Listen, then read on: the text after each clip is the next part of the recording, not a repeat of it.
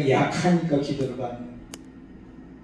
제가 약하다는 걸 알기 때문에 끊임없이 어쩌면 그보다 더 많은 기도 시간이 있는데 약하다 보니까 주님 붙들어야만 제가 사니까 이렇게 사역, 담임 목사 사역 20년 하고 학교에서 대학에서 애들 가르치는 사역 한 7년 하고 다 접고 그리고 이제 수도 전념에서 한 15년 이렇게 전념 하고 있는데요. 저는 예수님 만난 지가 이제 43년밖에 되지 않는데 예수님 만난 이후로 그 일생 동안에 그 화두가 하나가 있어요. 해결해야 될 문제가 예. 김재현 목사님 통해서 아버지가 목사님이었다라는 얘기를 아마 들으셨겠지만 목사의 큰아들로 태어났는데 잘 이렇게 인격적 정리가 잘 안 돼 있어요. 어릴 때부터 이 말씀 써있잖아요. 말씀 이렇게 써있지 않습니까? 얼굴에? 사실은 김재현 목사님 얼굴에 더 잘 써있을 겁니다. 그게 장난기도 좀 심하고 그래서 예수님 1980년 예수님 믿고 거듭나고 너무나 놀라운 삶을 시작을 했는데 목사 아들들의 되게 큰 소원이 목사 안 되는 게 소원이잖아요. 가난하게 그지없는 이 일을 왜 저렇게 하시나. 또 아버지가 워낙 펀치하고 잘생기셨어요. 우리들 비교할 수 없을 만큼 굉장히 키도 크시고요. 왜 신성일이나 신영규는 그 돈 많이 버는데 저 인물 가지고 왜 강단에서 이렇게 시골에서 이렇게 고생하시나.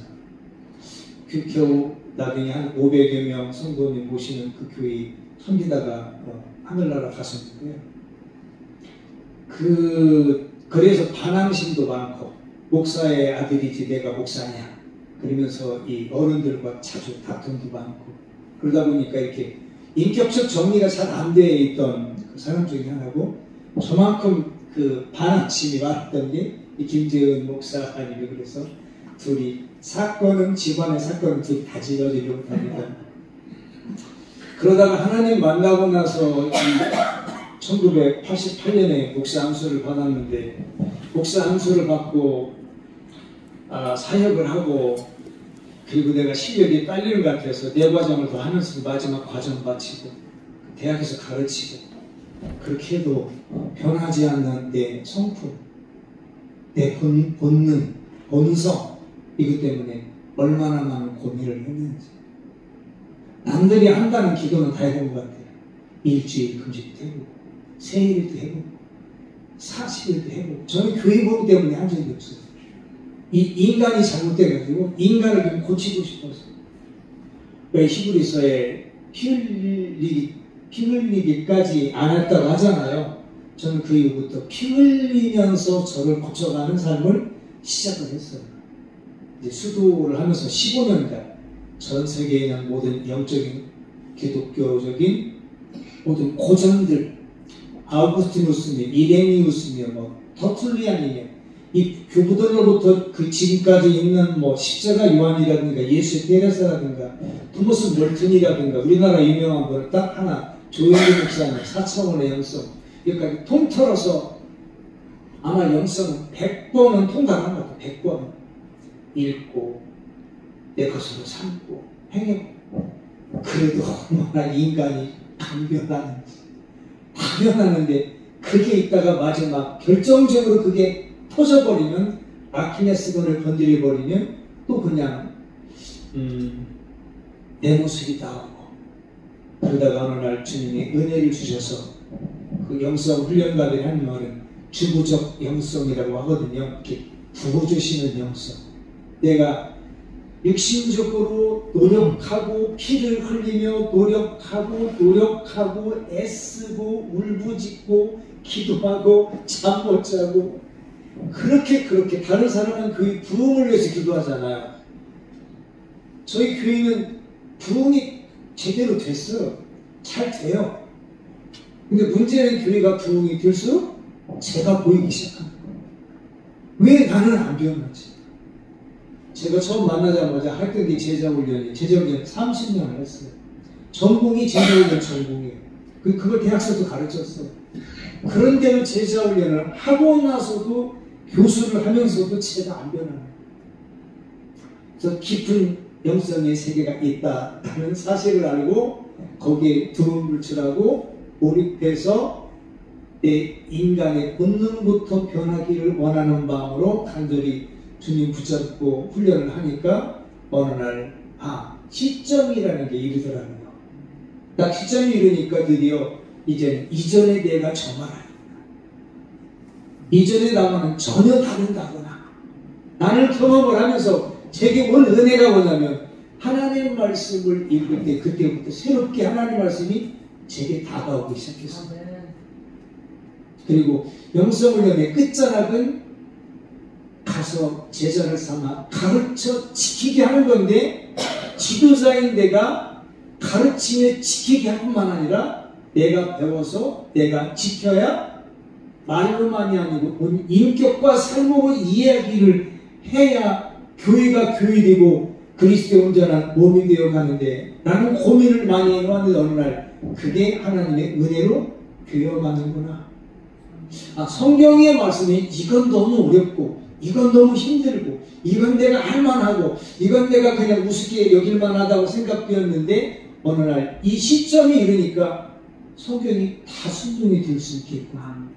제가 다 하는지는 모르겠어요. 그렇지만 하나님이 말씀하신 모든 말씀이 다 충분히 이해될 뿐만 아니라 다 이해는 아니고 제게 어느 정도 이해가 깊어질 뿐만 아니라 말씀대로 사라지는 때가 오는 거구나. 진리가 자유케 한다고 말했을 때 그 전의 자유보다 훨씬 더 큰 자유.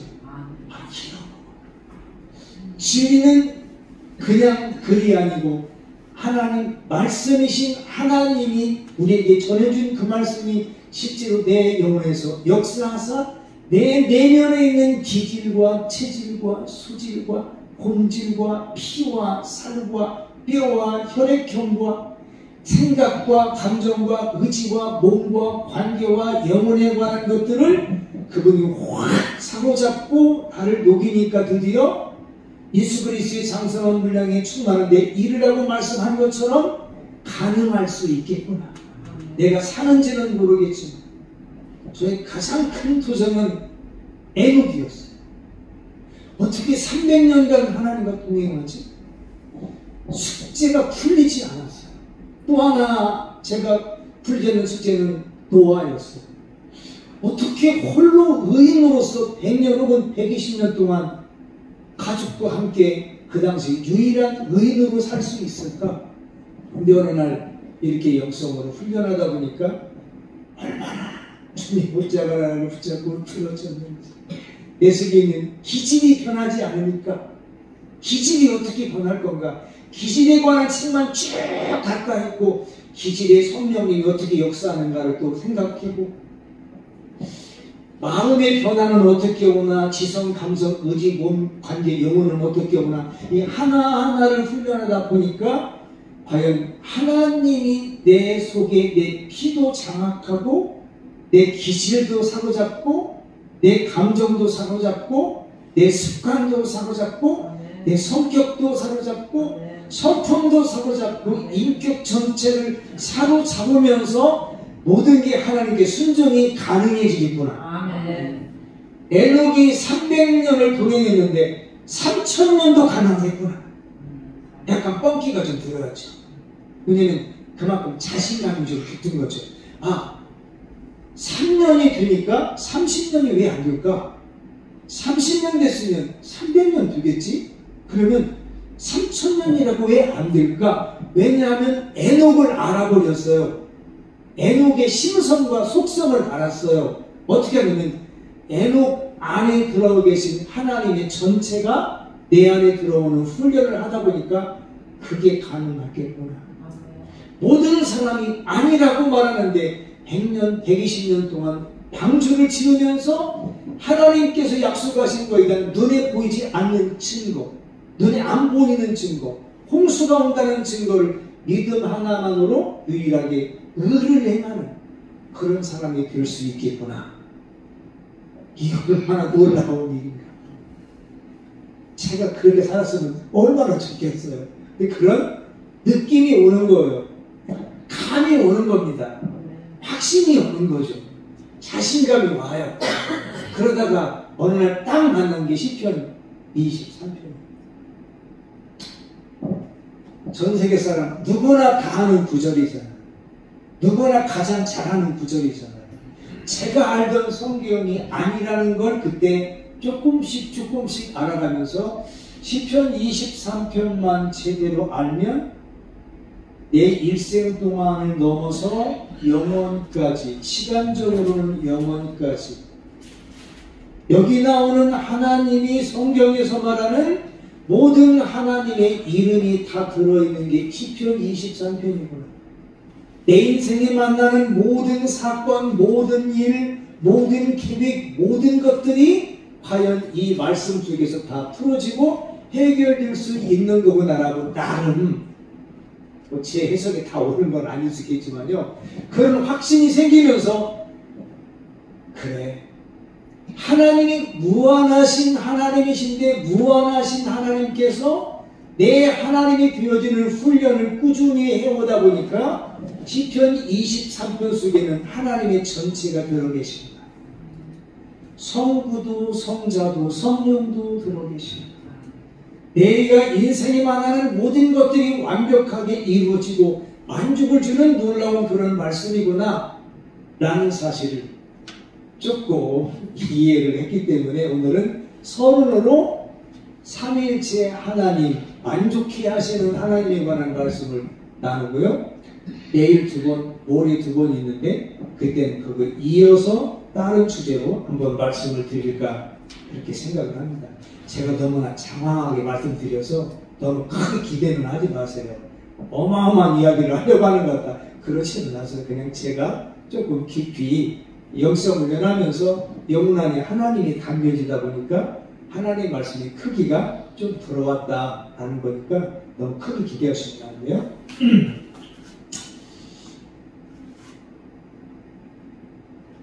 신앙생활이 인생이고 가장 먼저 전제되어야 될 게 하나님이죠. 이 시편 23편 속에는 하나님의 다양한 이름들이 들어있어요. 근데 하나님이 성부 하나님, 성자 하나님, 성령 하나님이 계시죠? 하나님이 성부와 성자 한 하나님이지만 세 하나님으로 계신다는 것만 이해하면 되겠어요. 더는 아무도 설명할 수 없어요.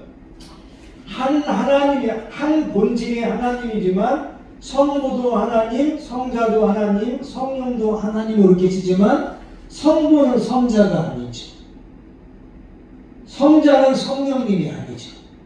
성령님은 성부가 아니죠. 그래서 성자 위, 성부 위, 성자 위, 성령 위 나눠지죠. 성삼위 하나님이 이것을 내재적 삼위일체라고 하죠.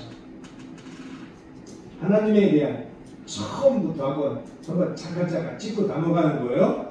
성부와 성자와 성령 한 하나님이 세 하나님으로 존재한다는 게 내재적 삼위일체인데, 내재적 삼위일체 하나님이 하시는 일이 다르죠. 구원에 관한 이야기만 한다면 성부 하나님은 구원을 계획하시는 분이죠. 영원에서부터. 그 내일 말씀드릴게요.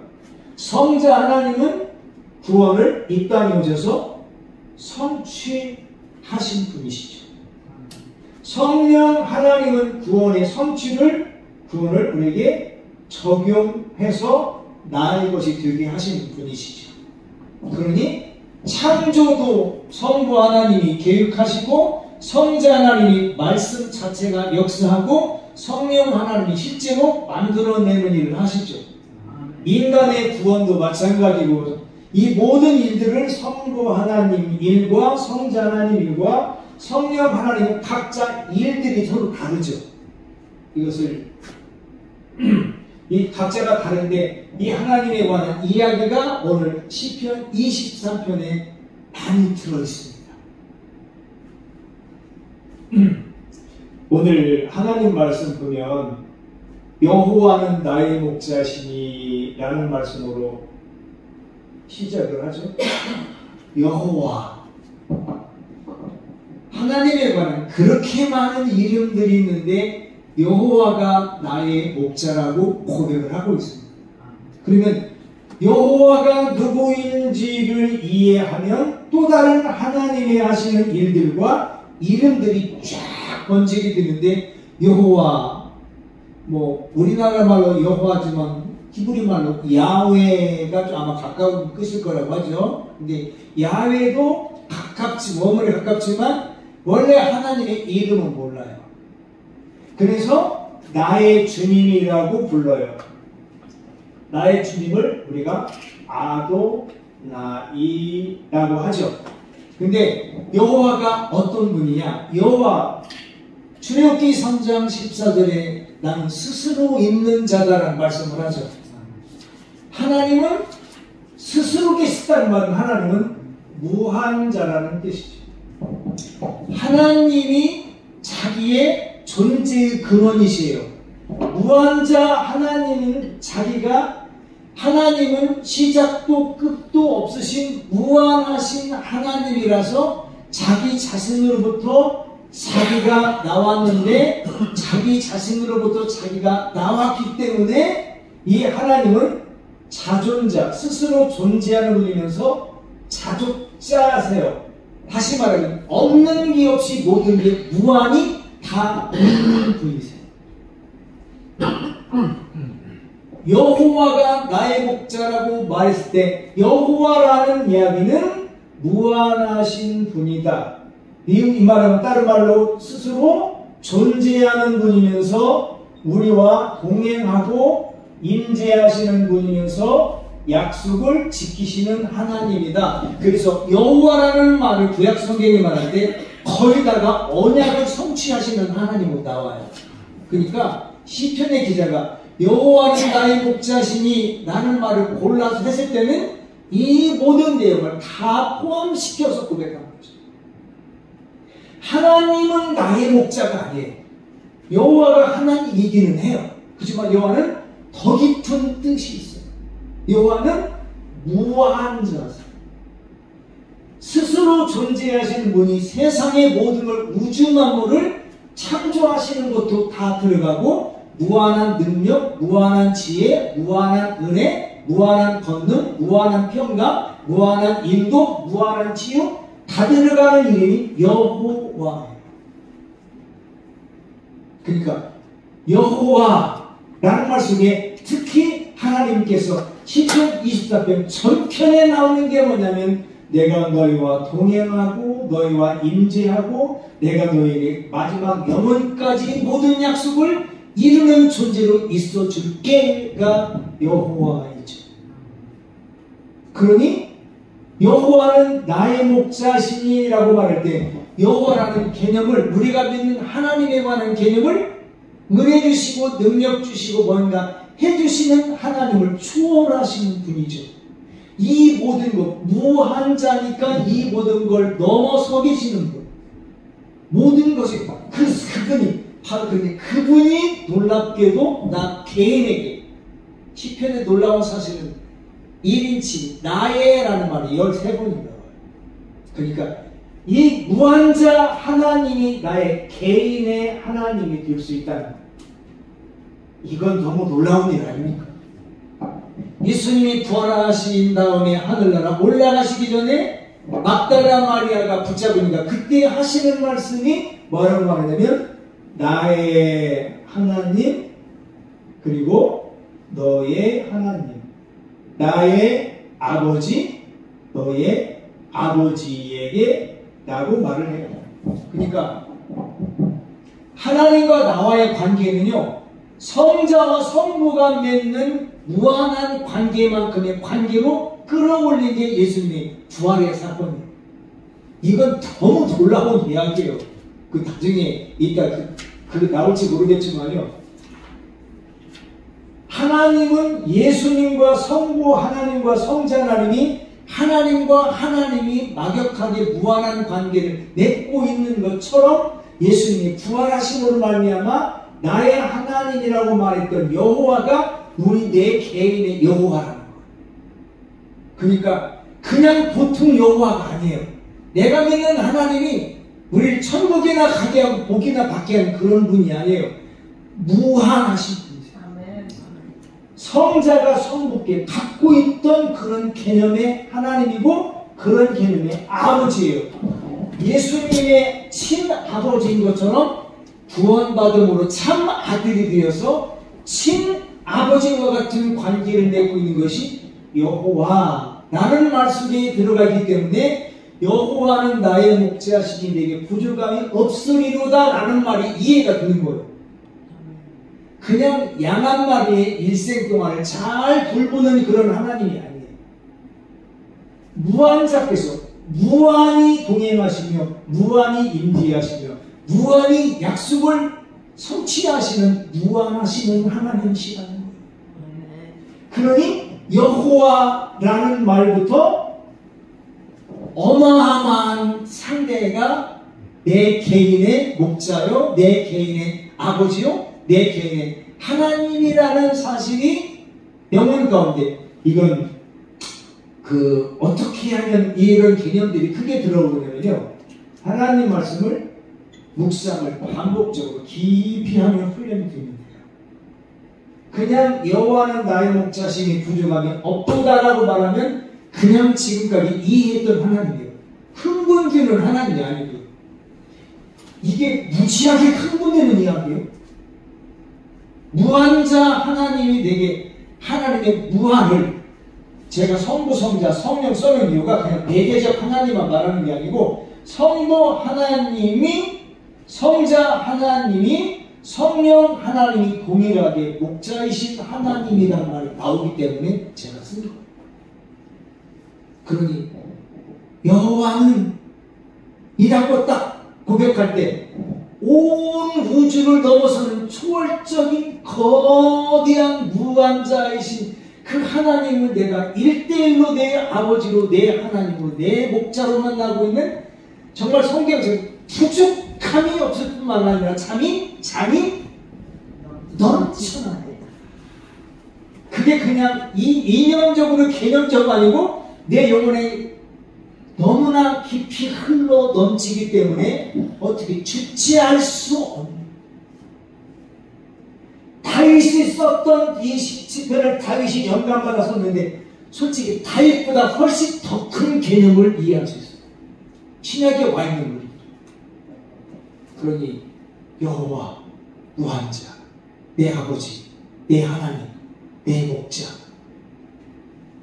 그분이 스스로 존재하는데 나를 위해 존재하고 나와 동행하고 내 약속을 지키고 임재하시면서 나에 관한 영혼까지 모든 일들을 모두 해결하시고 완벽하게 처리하시고 책임져 주시는 하나님이 여호와야 라는 이야기가 1절 맨 앞에 들어가 있는 거죠.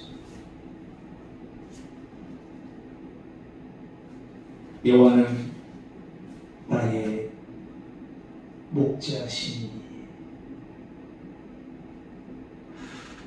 히브리 말로 여호와 로이라고 하죠. 목자시니. 목자가 하는 가장 중요한 것은 양을 책임져 주는 존재입니다. 다 압니다.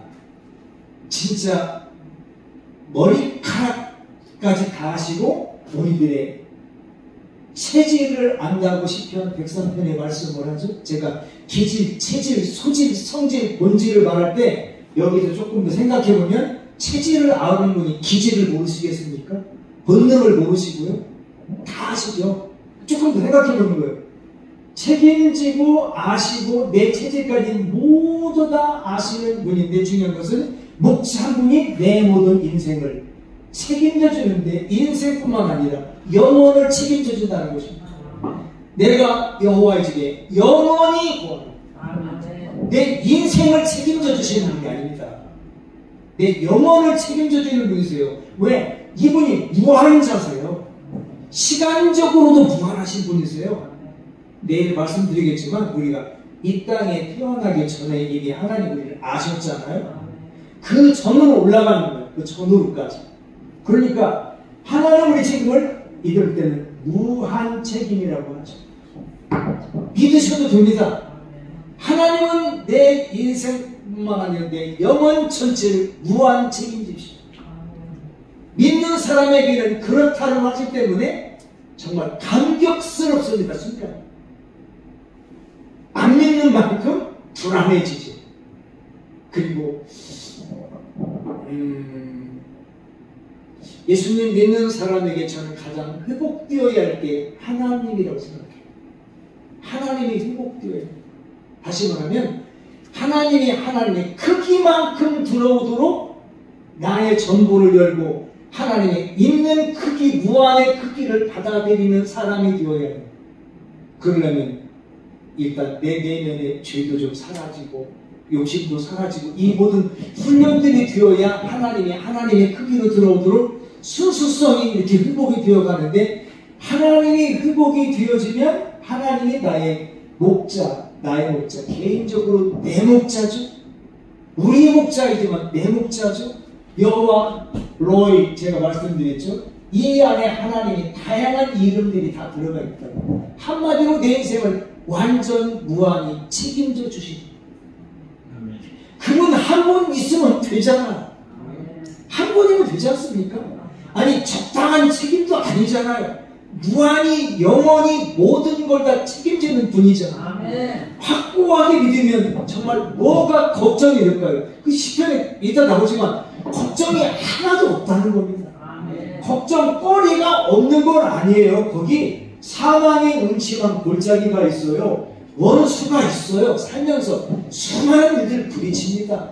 그럼에도 불구하고 사망 극복하고 원수 이겨내면서 우리를 강하게 만들고 연단시키고 거룩하게 만드는 일을 통해서 해나가는 무한 책임자가 나의 목자이다. 아멘. 작은 것부터 큰 것까지 모두 다 큰 것만도 아니고 거룩한 것만도 아니고 모두 다를 책임져 주시는 분이십니다. 여호와는 나의 목자시니 내가 부족함이 없으리로다. 부족함이 없다. 하나님이 모든 걸 공급해 주시는 분이시잖아요.